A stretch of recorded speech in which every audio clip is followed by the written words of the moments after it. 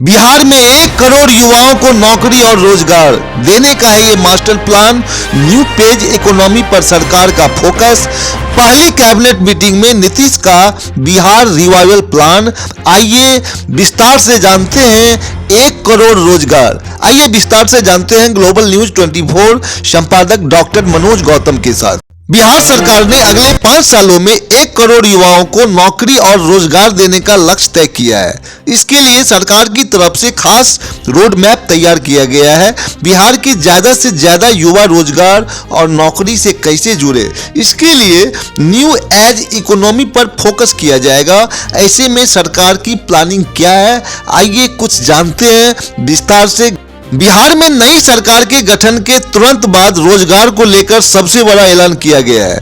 JDU प्रदेश प्रवक्ता हिमराज राम और परिमल कुमार ने कहा कि अगले 5 साल यानी 2025 से 2030 के बीच 1 करोड़ युवाओं को नौकरी और रोजगार देने का लक्ष्य तय किया गया है। दावा है कि 2020 से 2025 के बीच पहले ही 50 लाख से अधिक युवा रोजगार और सरकारी नौकरियों से जुड़े हैं। अब इस मिशन को नेक्स्ट लेवल पर ले जाने के लिए सरकार न्यू एज इकोनॉमी पर फोकस कर रही है। आखिर यह न्यू एज इकोनॉमी क्या है और इससे युवाओं को क्या मिलेगा, आइए विस्तार से जानते हैं ग्लोबल न्यूज 24 संपादक डॉक्टर मनोज कुमार गौतम के साथ। नए जमाने की अर्थव्यवस्था से हैं, जिसमें technology, service sector, global work culture, innovation based jobs इत्यादि आते हैं।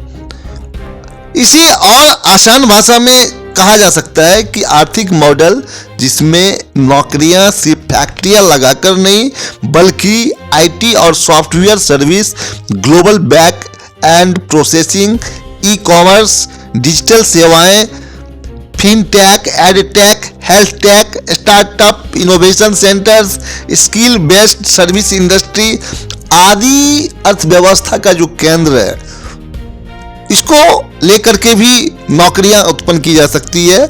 सरकार का टारगेट है कि आने वाले 5 सालों में बिहार को ऐसा राज्य बनाया जाए जहां से दुनिया की कंपनियां अपना बैक एंड वर्क कराए, जैसे data analytics, coding, support centre, designing, digital marketing आदि।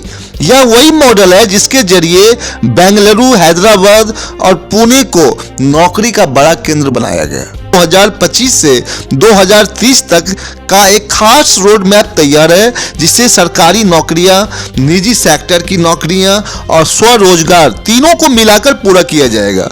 याद दिला दें, नीतीश कुमार के पिछले शासनकाल में इस मास्टर प्लान पर काम शुरू कर दिया गया था। इस प्लान के तहत सभी जिलों में इंडस्ट्रियल एरिया बनाने के लिए जमीनों का भी अधिग्रहण शुरू कर दिया गया था। इसी तरह से खबरें विस्तार से जानने के लिए सुनते रहिए ग्लोबल न्यूज 24।